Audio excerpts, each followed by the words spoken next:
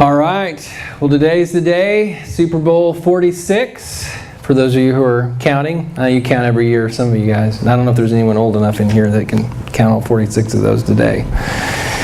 New York Giants versus the New England Patriots. You know, there's a lot of energy when there's a big showdown.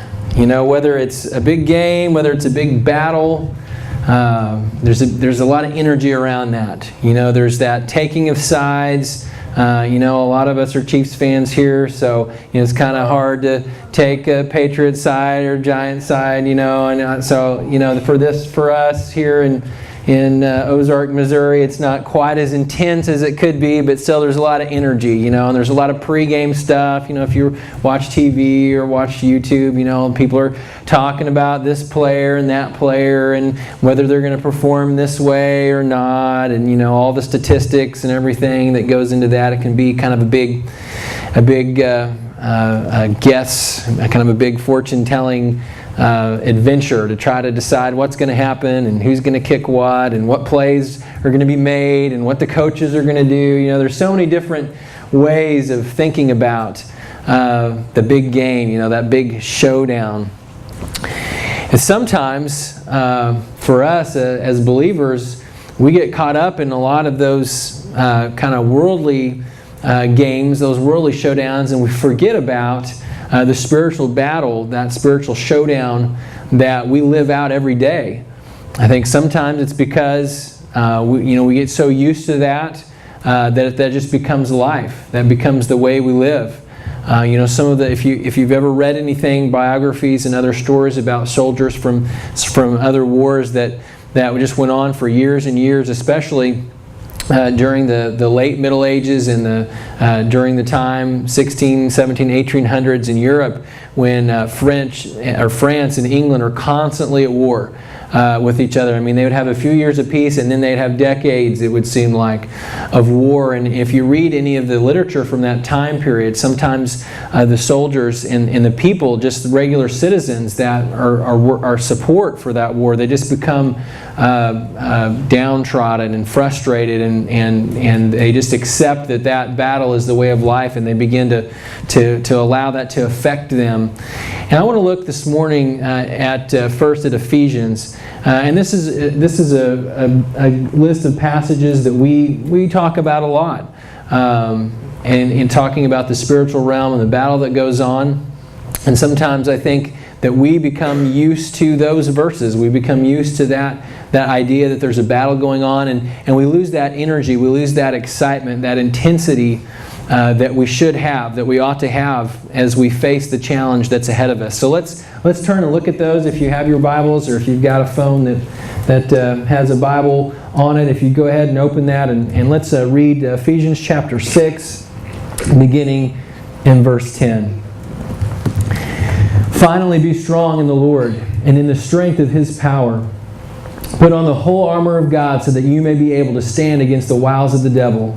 For our struggle is not against enemies of blood and of flesh, but against the rulers, against the authorities, against the cosmic powers of this present darkness, against the spiritual forces of evil in the heavenly places. Therefore take up the whole armor of God so that you may be able to withstand on that evil day, and having done everything, to stand firm. Stand therefore and fasten the belt of truth around your waist, and put on the breastplate of righteousness as shoes for your feet, on whatever will make you ready to proclaim the gospel of peace. With all of these, take the shield of faith, which will be able to quench all the flaming arrows of the evil one. Take the helmet of salvation and the sword of the Spirit, which is the Word of God. Now I want to read to you in another translation. I'm starting to become a little bit of a Message fan. I know some people, you know, they have strong feelings about the Message. They really like it, or they just think it's really terrible. They really hate it. But I really thought that maybe sometimes hearing this passage in a different light might help us kind of break through that desensitization we sometimes feel. So this is the same passage that we just read in the Message Bible. And thank you to my wife who allowed me to use her Droid so I could have two different versions going at the same time. And that about wraps it up. God is strong and He wants you strong. So take everything the Master has set out for you, well-made weapons of the best materials, and put them to use so you will be able to stand up to everything the devil throws your way. There is no afternoon athletic contest that we'll walk away from and forget about in a couple of hours. This is for keeps, a life or death fight to the finish against the devil and all his angels. Be prepared. You're up against far more than you can handle on your own. Take all the help you can get, every weapon God has issued, so that when it's all over but the shouting, you'll still be on your feet. Truth, righteousness, peace, faith, and salvation are more than words. Learn how to apply them. You'll need them throughout your life. God's Word is an indispensable weapon. You know, the truth is, tonight we're going to have a great time at the Super Bowl party, a good time of fellowship, a good time seeing what happens. But eventually the excitement and the energy from that battle will fade away, and it'll just be another game in the history of games and a long line of games, and we'll be on to Super Bowl 47. But the reality of the spiritual battle that the Scriptures talk about here is something that is with us constantly. Now, I think probably we fall into maybe one or two camps. The first camp is the group of people I talked about before that have just kind of been desensitized, have just been kind of beaten down by the battle. And then that other group is the group that are almost, it's like we pretend like it doesn't even exist. We wake up and we think about how much money we make, what kind of material possessions we have, what kind of education we need. And we think about all these worldly things, and we completely forget about this battle that rages on constantly. It's exhausting. I mean, it never wanes. Until Jesus returns, that battle will be constantly being fought. And so we might ask ourselves, how is that fought? What does that look like? How does it break through the spiritual realm into our physical plane of existence? Well, let's look at a story in the Scriptures, I think, to maybe give us some thoughts about that. It's found in Exodus. And it's the story of Moses and how he led the Israelites out of slavery in Egypt. Now, we don't have time this morning to read through that whole story. It's a great story. There's a lot of good movies about it that most of us have seen. But I want to hit the highlights of that to get us to think about how that spiritual battle breaks through the spiritual realm into the physical realm. So, again, if you would turn with me this time to Exodus chapter 1. Let's first read verses 6 through 10, and I'll give everybody just a minute to do that. I think I was rebuked last week from skipping from verse to verse too quickly, so we'll give you a moment to do that. We're going to look at quite a few passages here in Exodus, so if you're kind of teeter-tottering over, should I look it up, should I not, maybe that'll convince you that it's worth your finger flipping or your button pressing on your phone. All right, so Egypt betrays the Hebrews, beginning in verse 6 there of chapter 1. Joseph died and all his brothers and that whole generation, but the Israelites were fruitful, and they multiplied and grew exceedingly strong, so that the land was filled with them. And a new king arose over Egypt, who didn't know Joseph. And he said to his people, "Look, the Israelite people are more numerous and more powerful than we are. Come, let us deal shrewdly with them, or they will increase, and in the event of war, join our enemies and fight against us and escape from the land." All right, so here's kind of the beginning of the end. All right, the Israelites who multiplied, who become kind of a great nation within the nation of Egypt, are threatening in a way, kind of not in a military way, but in a population way, the culture of Egypt. And so the kings decided, man, we're gonna take some measures here to stop that. Moses is born in the midst of this time, and what's interesting about Moses' birth, if you remember, is that one of the ways that the king of Egypt begins to deal with this problem is he starts killing off the infants. I mean, it's kind of a bloody deal if you think about it. It's a pretty terrible thing. Can you imagine? You're sitting at home one day in your hut, and all of a sudden soldiers break in and take your infant from you and kill him or take him away. I mean, we can be desensitized to that, but that's a pretty serious thing. I mean, we would all be terrified of something like that happening all of a sudden. But yet Moses is born in the middle of this. He, through a lot of series of events, is saved from certain death. And he is raised in Pharaoh's own household, unbeknownst to Pharaoh, of course, that he was going to be used by God to deliver the Israelites out of slavery. But after that, Egypt does all these things to the Israelites to suppress them, to keep them down. He makes them slaves, and he continually burdens them with more and more difficulties. And the Israelites cry out to God for Him to deliver them. And then we arrive pretty soon, later on in another section. And so if you'll turn with me to chapter 3, we'll begin reading in verse 2. There the angel of the Lord appeared to him, to Moses, in a flame of fire out of a bush. And he looked, and the bush was blazing, yet it was not consumed. And Moses said, I must turn aside and look at this great sight, and see why the bush is not burned up. And when the Lord saw that he had turned aside to see, God called to him out of the bush, Moses, Moses. And he said, Here I am. And he said, Come no closer, and remove your sandals from your feet, for the place on which you are standing is holy ground. And then he said, I am the God of your fathers, the God of Abraham, the God of Isaac and of Jacob. And Moses hid his face, and he was afraid even to look at God. The Lord said, I have observed the misery of my people who are in Egypt. I have heard their cry on account of their taskmasters, and indeed I know their suffering. And I have come down to deliver them from the Egyptians, and to bring them up out of that land to a good and a broad land, and a land flowing with milk and honey, to the country of the Canaanites, the Hittites, the Amorites, the Perizzites, the Hivites, and the Jebusites. The cry of the Israelites has now come to me, and I have also seen how the Egyptians oppress them. So come, and I will send you to Pharaoh to bring my people and the Israelites out of Egypt. All right, so God puts this challenge up to Moses. Of course, Moses, we can read on, he has some objections to this. He doesn't really feel like he's that guy, to the great hero, the great deliverer, like God is wanting him to be. He kind of complains about his public speaking ability. God said it doesn't matter. He's got a wife, he's got a family in Midian, because he'd moved, after he'd killed that Hebrew slave, he'd moved far away, and so he wasn't really even in the main metropolis area there. And so he kind of was living a peaceful life, and God kind of yanks him out of all of that and said, you're going to go and be a great hero. You're going to go and deliver the people. So then a battle ensues between Moses and between Pharaoh. And all these plagues are brought on Pharaoh.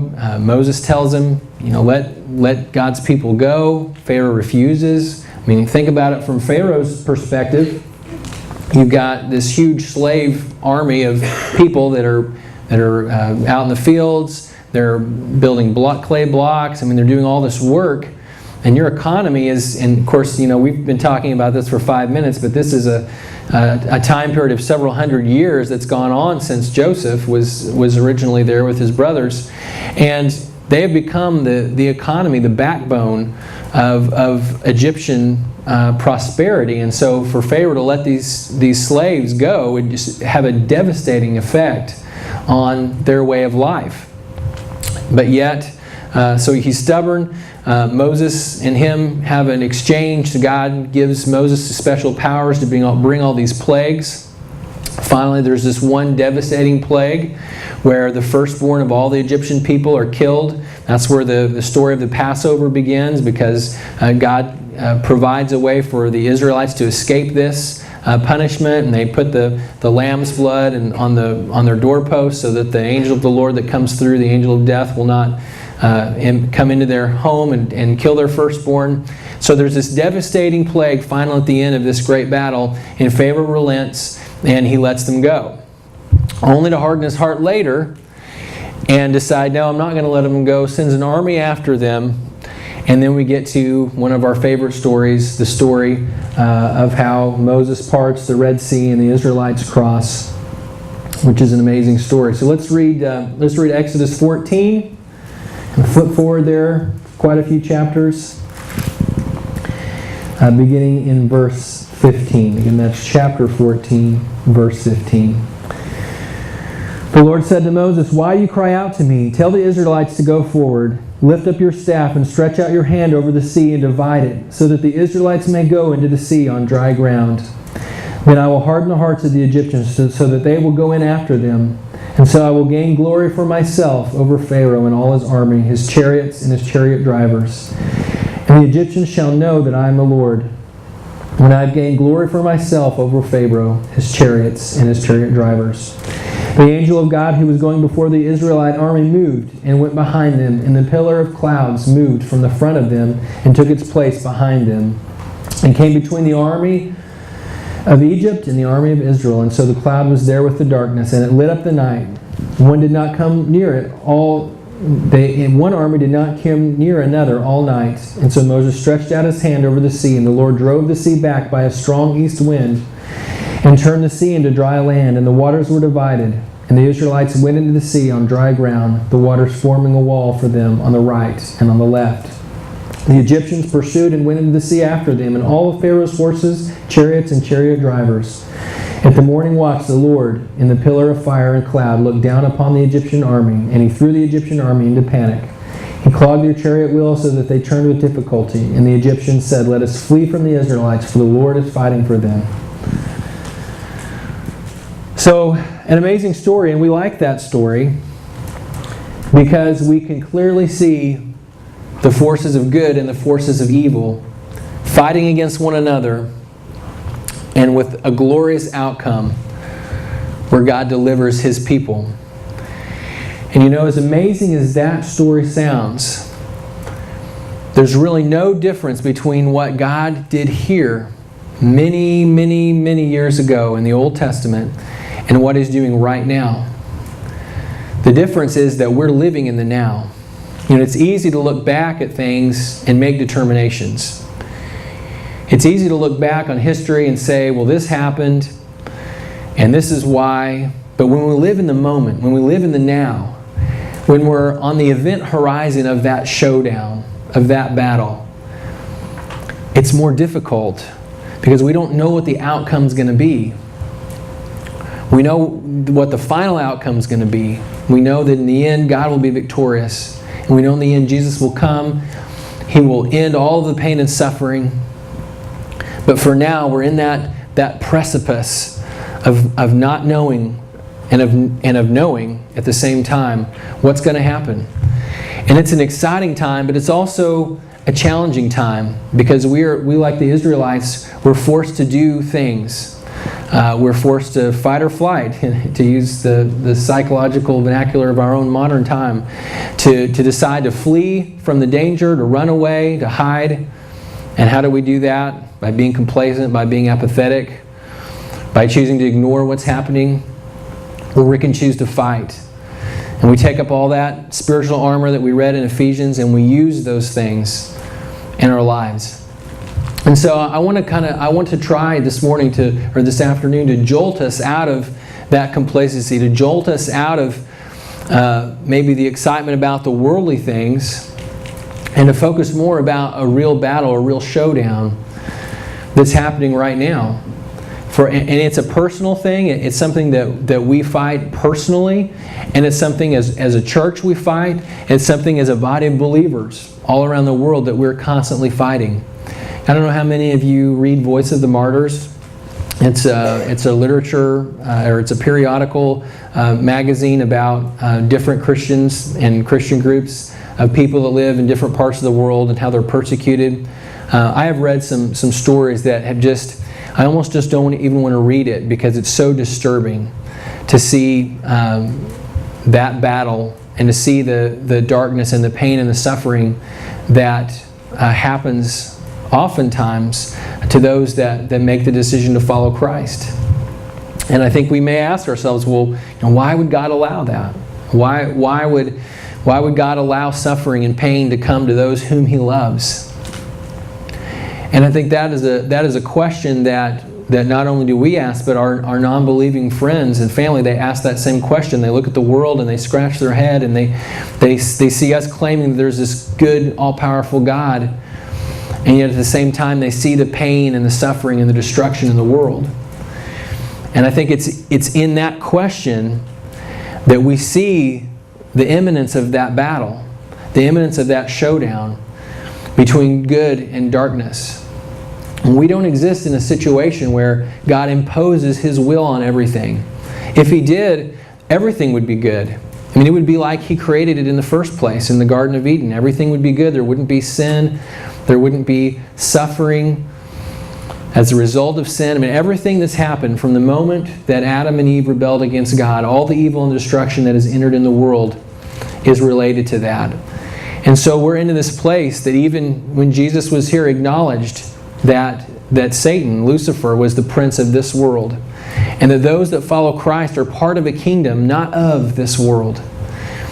And so we have to recognize that we're in enemy territory. That we're fighting a battle. And while it may not be with physical weapons, I think sometimes it's easier for us to look at guns and swords and armor. And it's easier to see that battle than it is sometimes to see that decision to pray, that decision to love our enemy, that decision to forgive, that decision to have patience, that decision to choose to serve rather than to be served. But all of those actions, all of those things, those are those articles of war.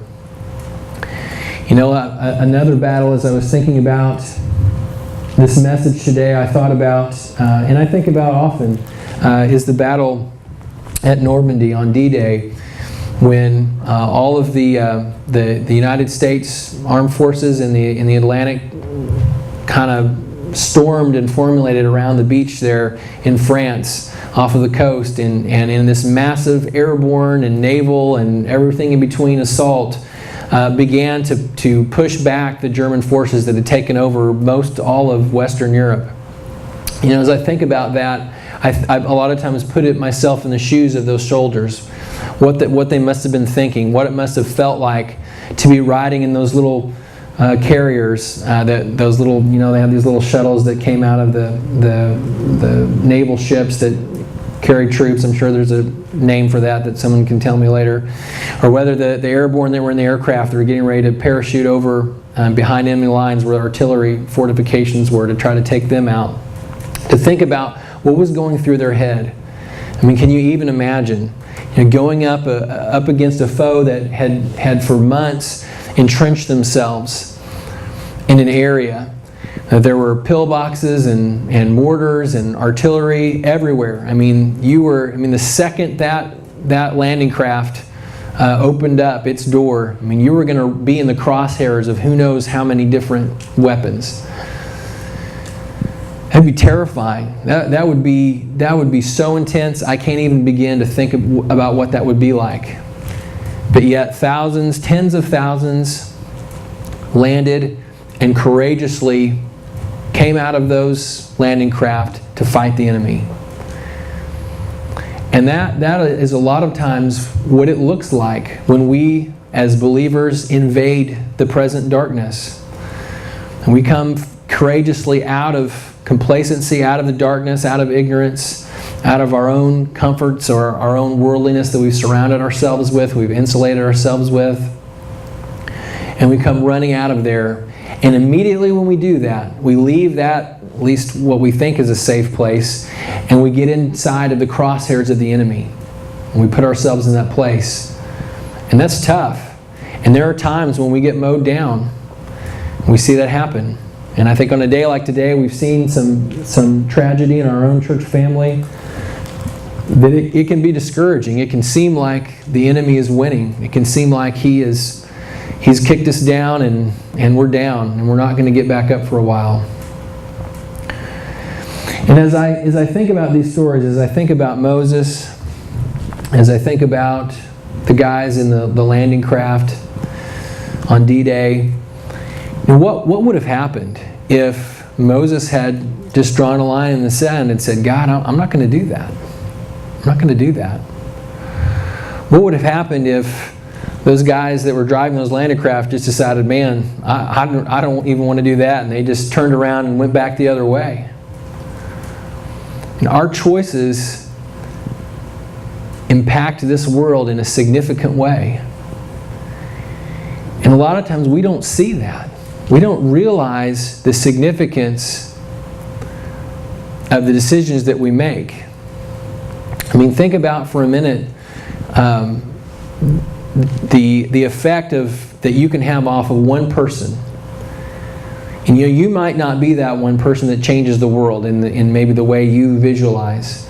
But if you have an impact on one person that has an impact on another person, and they have an impact on another person, and that person goes and changes the world, who really changed the world? We've got to think about the choices that we make. We've got to think about what God is asking us to do personally. It may seem small. It may seem unimportant. We look at Moses. We look at the brave soldiers on D-Day, and we think, man, I could never do something that important. I could never do something that would make a difference like those did. I mean, can you imagine what the world would be like if we'd allow Hitler to continue? I mean, can you imagine the darkness that the world would have been plunged in that we may be experiencing now? When we talk about the millions of Jews and others that were murdered and tortured during that time, it could have been tens of millions. So the choices that we make, they have an impact. God has given us the ability to choose for ourselves whether we're going to follow Him or whether we're going to follow the prince of this world. And so as we kind of get down to a closing this morning, I want us to go and have a really good time tonight at the Super Bowl party, to enjoy the fellowship, to grow closer to one another. But I want us to be mindful and to think about the energy and the intensity of the battle that we're facing. I think for some of us that are maybe more marginal in our belief, we just think, it's kind of a spiritual thing and it doesn't really apply to me. But you know what? It does. Every day when you get out of bed, whether you choose to be a part of what's happening or not, that battle goes on. Just like the soldiers in any war, they can desert, and they can hide in the trench and wait until they're kicked out and made to run on the battlefield, or they can bravely go out and fight. God's asked us to bravely go out and fight.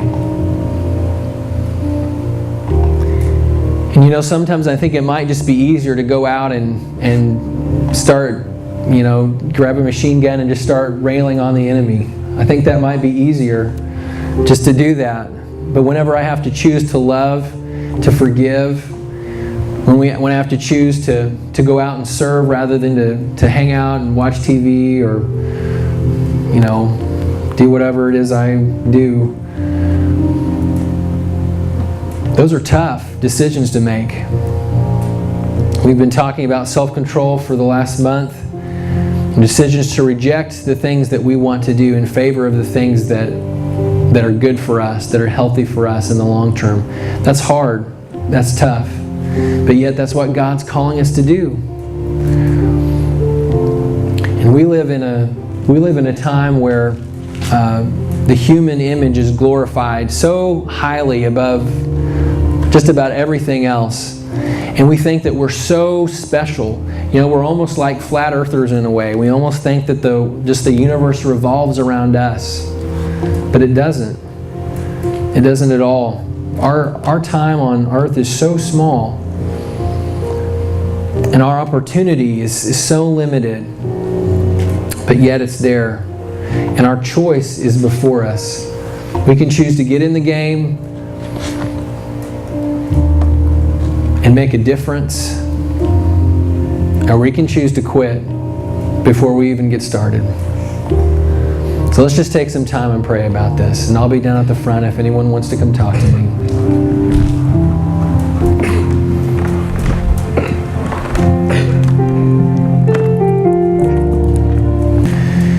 God, we come to you today recognizing that there is a choice before us. But we can choose to get caught up in worldly things that will pass away when we die. To get caught up in worldly things that will cause us to be distracted from truth. To be caught up in our own selfish desires and our own selfish wants, or to serve in your kingdom. God, I thank you for all these stories and the scriptures that you have given us so that we can see what the battle looks like in our physical realm, and to see how you're working, Lord, even in the midst of sin and in the damage and decay of sin. Lord, we can see that you are at work, and we can see that you are raising up men and women of God to serve you and to follow after you, to live a life worthy of your calling. And God, I pray that each one that's here this afternoon would be counted as worthy. They would be willing to stand up and fight for what's right, to have courage, to have hope, Lord, even when it looks grim, even when we're outnumbered, even when this personal sacrifice is going to be required of us. I pray, Lord, that you would give us the ability to be faithful. And God, I thank you for each one that is here today. I pray your richest blessing on them and your leading in their life. Amen.